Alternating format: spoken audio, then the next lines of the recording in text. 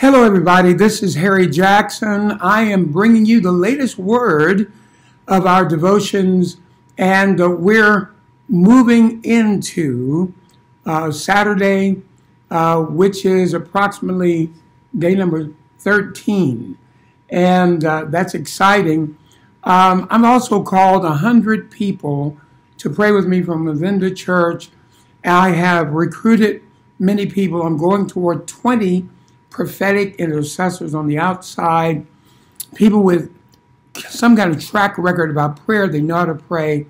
I've always had prophets and intercessors working with me. So I want to talk about the future, winning souls at Hope, and the explosion of souls we want to see, and we want to believe together on this Saturday that starting tomorrow, Sunday, that many people will come to Christ in the Sunday services, as well as many over the years. We said the next 10 years, we want to see a minimum of 20,000 conversions through our local church. Not through TV, not through the outreaches, 20,000 through our local church. That's essentially 1,000 a year and an add measure of 10, doubling it over the 10-year period, or 2,000 a year. But I believe that we're going to see at least 1,000 conversions that we can count, and people will remain in our church every single year. And that means we're going to have to get going and get moving. To talk about that another way, in order to make that many conversions, we need to be seeing about 20 people come to Christ every single week. That's a lot of folks. There's a season in which we would see that happen years ago when we were at the high school here off Powder Mill, High Point High School.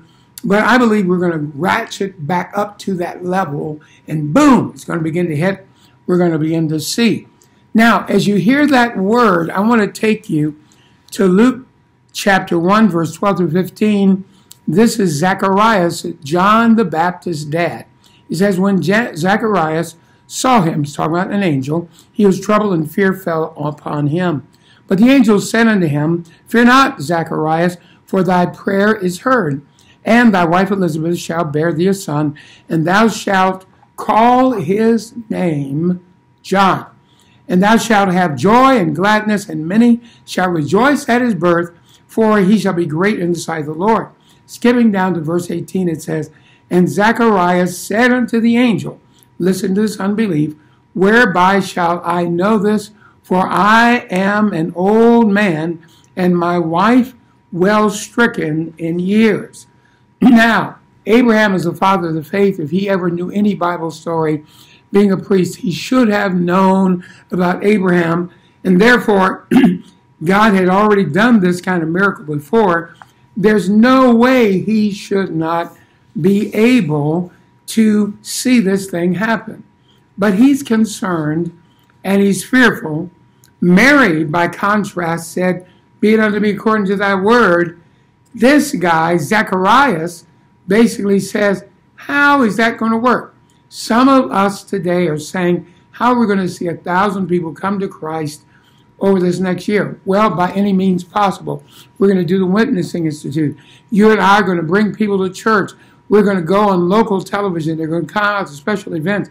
This Easter, we're going to see 3,000 to 5,000 people somehow make their way into our local church, and we're going to see the glory of God touch folk in an unprecedented manner. Listen to verse 19 of Luke 1. It says, And the angel answering said unto him, I am Gabriel that stand in the presence of God, and I am sent to speak unto thee and to show thee these glad tidings. In other words, this is a revelation to you. And then he says, And behold, thou shalt be dumb, meaning can't speak, not dumb, lack of intelligence, and not be able to speak until the day that these things shall be performed, because thou believest not my words, which shall be fulfilled, which shall be fulfilled, which shall be fulfilled in their season. God was saying, I've got to make you dumb because your negative words are going to hinder the processes of God. The promise that John the Baptist is going to come forth is going to happen. But because you're going to violate spiritual laws and make it more difficult to happen, I, God, am going to put the zip on your lip, and you're not going to be able to talk for a season. Isn't that amazing? I believe that we need to zip our lip intentionally. We don't have to be stricken dumb. We need to believe God and simply believe that we're going to see 1,000 a year with these big events bringing multiple thousands. Over the next 10 years, we're going to see at least 20,000 people come to Christ. Our church is going to quadruple in size. It's going to be amazing. We are going to leave a legacy in the land. We're going to be on daily television. It's going to be just amazing what God does. And you are going to be part of creating that work by believing God's word. God bless you, and we'll talk to you again next time.